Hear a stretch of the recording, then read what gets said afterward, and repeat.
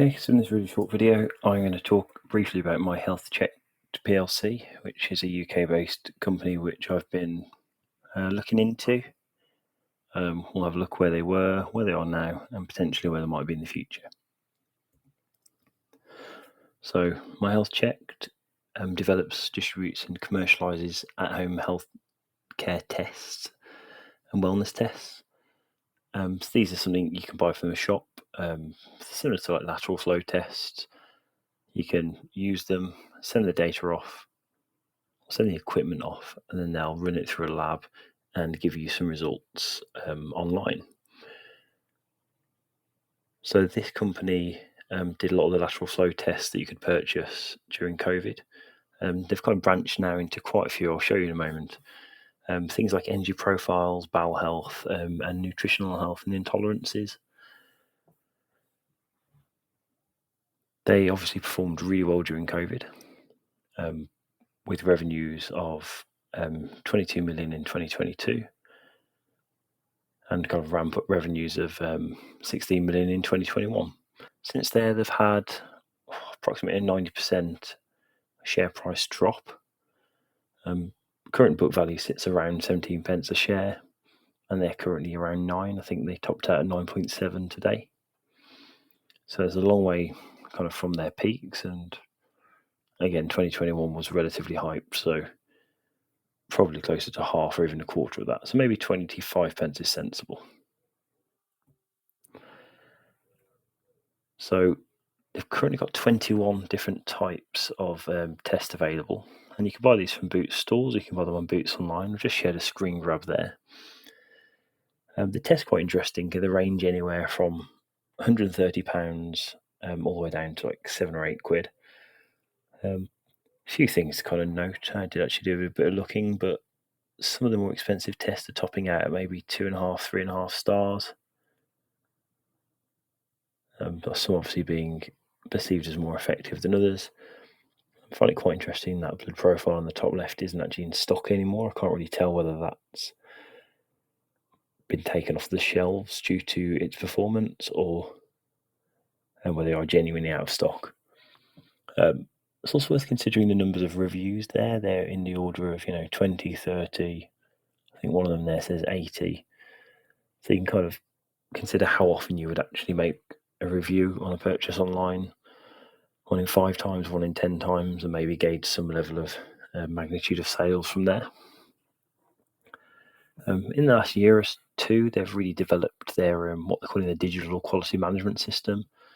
This is just a robust, secure online platform where they keep all their data, and so obviously people can engage with it, and so they can obviously try and market other related products to current customers. Obviously, it's easier to engage a current customer than it is a new one.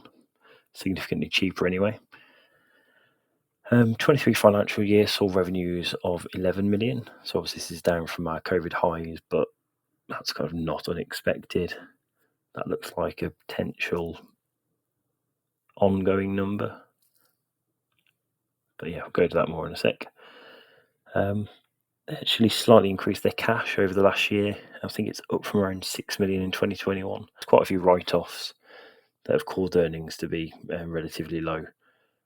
But that's just kind of where we are now. They're expecting some level of seasonal revenue from lateral flow tests, but I can't imagine that's going to be, maybe more than 100,000 a year, maybe 200. We'll see where that ends up. Quite interesting, they've got 45% increase in sales in Q1 of 2024 from Q4 2023. Again, this could be a bit of a lag from some of those COVID tests. They believe there's a pretty nasty strain going around earlier on in the year. So whether it's related to that or not, I'm not sure.